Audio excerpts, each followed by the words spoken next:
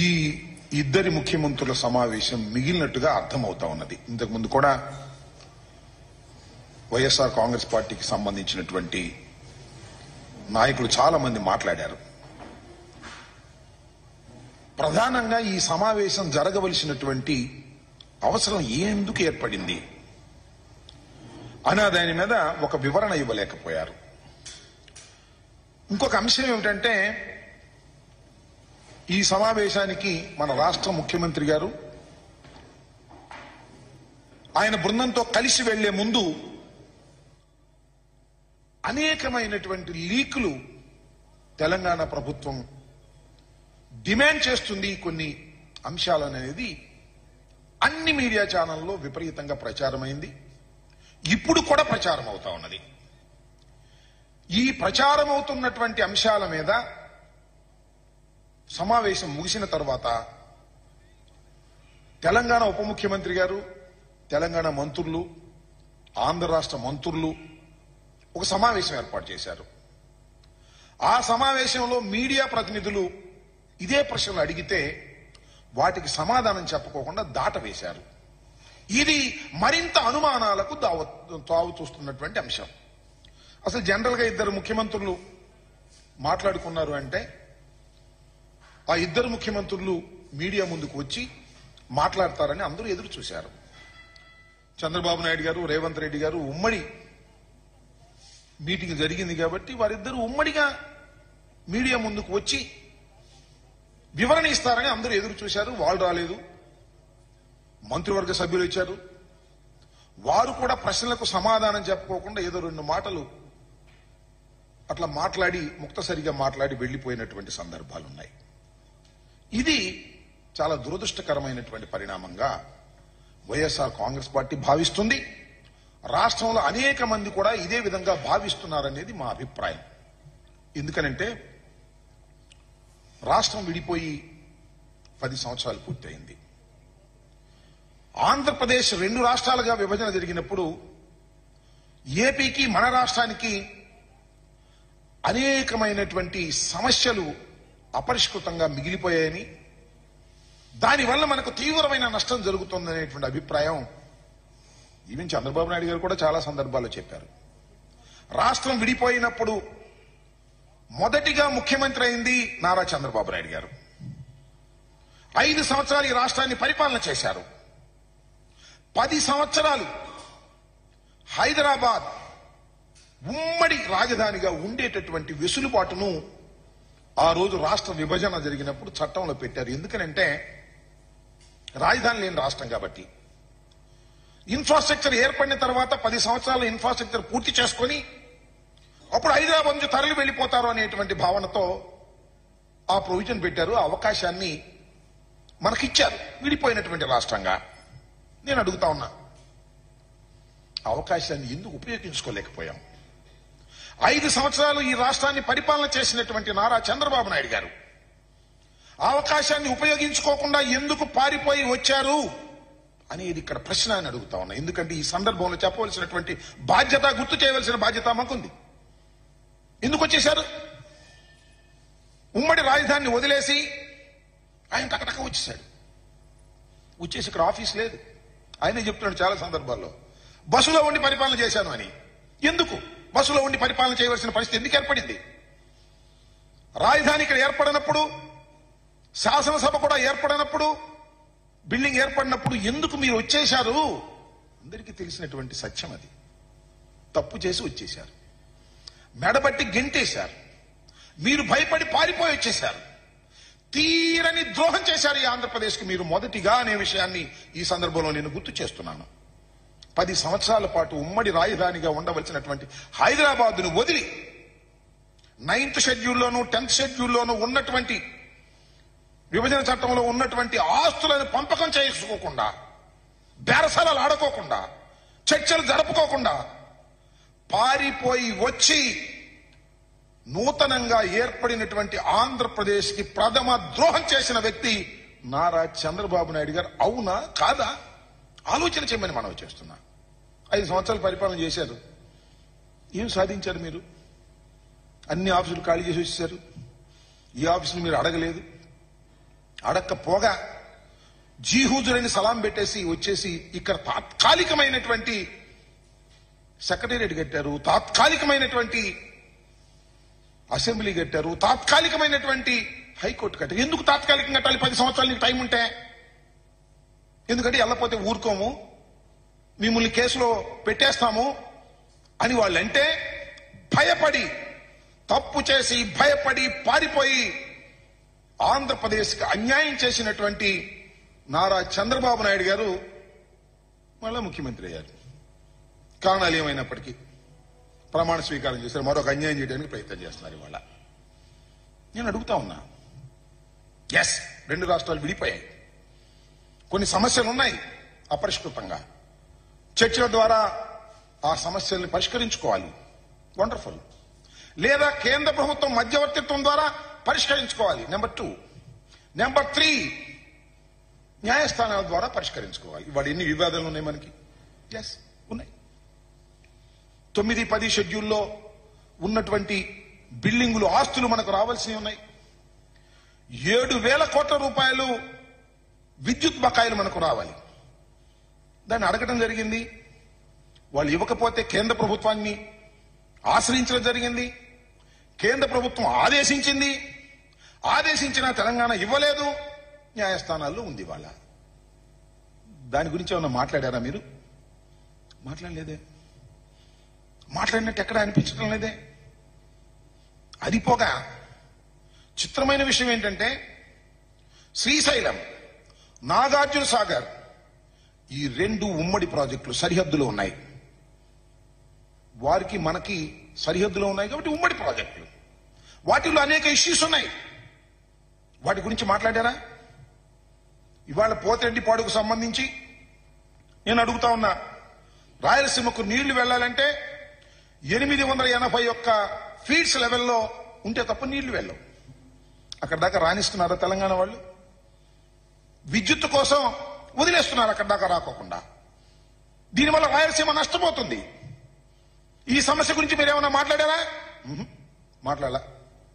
లేదు. నాగార్జున సాగర్ నేను మనవి చేస్తున్నా, నాగార్జున సాగర్ లో రైట్ కెనాల్కి నీళ్లు మనం ఇవ్వాలి అంటే తెలంగాణ పర్మిషన్ కావాలి. తాళాలు వాళ్ళ దగ్గర ఉన్నాయి, వాళ్ళ స్వాధీనంలో ఉంది. 50-50గా ఉండవలసింది మన ఏరియాని కూడా వాళ్ళ స్వాధీనంలోకి వెళ్ళింది. ఎందువల్ల వెళ్ళింది? మీ అసమర్థత వల్ల వెళ్ళింది. మళ్ళా జగన్మోహన్ రెడ్డి గారు అధికారంలోకి వచ్చిన తర్వాత మనం మీ అందరికీ తెలుసు, పోలీస్ యాక్షన్ చేసి మనం దాన్ని స్వాధీనం చేసుకున్నాం. తర్వాత కేంద్ర హోంశాఖ ఇంటర్ఫీర్ అయ్యి మేము దాన్ని పరిష్కరిస్తాం, మీరు తొందరపడమాకండి, మాకు హ్యాండ్ ఓవర్ చేయమంటే రాష్ట్ర ప్రభుత్వం కేంద్ర పోలీసులకు హ్యాండ్ ఓవర్ చేసినటువంటి సందర్భాన్ని మనం చేస్తున్నాం. దాని గురించి ఏమైనా మాట్లాడారా మీరు? మాట్లాడే ప్రయత్నం చేశారా? మాట్లాడలా. నాగార్జున సాగర్ విషయంలో గాని, శ్రీశైలం విషయంలో గాని మనకు ఆల్రెడీ వివాదాలుండి ఇబ్బంది పడుతున్నటువంటి సమస్యల గురించి పొన్నెత్తు కూడా మాట్లాడుకోకుండా ఎందుకు ఈ సమావేశాన్ని ఏర్పాటు చేశారు మాకు అర్థం కాల. చాలా దురదృష్టకరమైనటువంటి పరిణామం. అరే బయట వింటుంటే ఆశ్చర్యం వేస్తుంది. కొన్ని పత్రికలు, కొన్ని మీడియా ఛానల్స్ చెప్పేటటువంటి మాటలు వింటుంటే దానికి చెప్పవలసిన వాళ్ళు సమాధానం చెప్పడాలా? ఏంటండి నాకు అర్థం కాలేదు. ఎస్, ఆంధ్రప్రదేశ్కి ఒక సుదీర్ఘమైన తీర ప్రాంతం ఉంది. సుమారుగా 998 ఎంత ఉంది, 1000. మొన్న చర్చల సందర్భంగా చంద్రబాబు నాయుడు గారు లెటర్ రాస్తే మీరు రండి అని అంటే వాళ్ళు అడిగారంట మాకు దీనిలో వాటా కావాలని.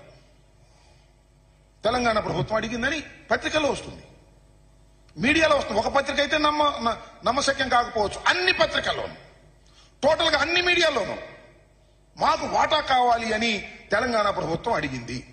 ఒకటి. రెండవది, తిరుమల తిరుపతి దేవస్థానం బోర్డులో వాటా కావాలి అడిగింది. బోర్డులో మెంబర్లు వేయడానికి. సరే, దట్ ఇస్ పొలిటికల్ డెసిషన్.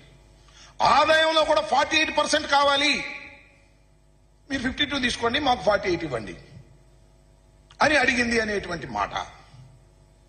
అంతేకాదు, మనకు పోర్ట్స్ ఉన్నాయి కదా ఈ తీర ప్రాంతంలో, ఈ అన్ని పోర్ట్స్ లోనూ వాటా కావాలని అడిగింది అని. మరొకటి, కృష్ణా జలాల్లో కూడా మాకు అన్యాయం జరిగింది, మాకు వాటా కావాలి అని అడిగిందని. ఈ 4 కూడా చాలా విపరీతమైన ప్రచారం జరిగాయి. దానితో పాటు అతి కీలకమైంది పోలవరం ప్రాజెక్టు నిర్మాణానికి విభజన చట్టంలో పెట్టినటువంటి 7 మండలాల్ని విభజన చట్టం ప్రకారం మన రాష్ట్రానికి కలిపేశారు. ఆ 7 మండలాల్ని వెనక్కి ఇచ్చేయమన్నారంట. ఇచ్చేయమన్నారు వాళ్ళ కోరికలు. చిత్రం ఏంటంటే ఒక పత్రికలో హిందూ, మీ అందరికీ తెలుసు, దీనిలో ఇవాళ వచ్చింది ఏంటంటే Naidu Revanth agrees to transfer 5 panchayats to TG. ఇది నాయుడు అంత రేవంత్ ఇద్దరు కలిసి సమావేశంలో 5 గ్రామాలను తిరిగి తెలంగాణకు ఇవ్వడానికి అంగీకరించారు చంద్రబాబు నాయుడు గారు. What is this? దీనికి సమాధానం చెప్పగలరా? వార్తలు ఈ విధంగా పుంఖాలుగా వస్తున్నప్పుడు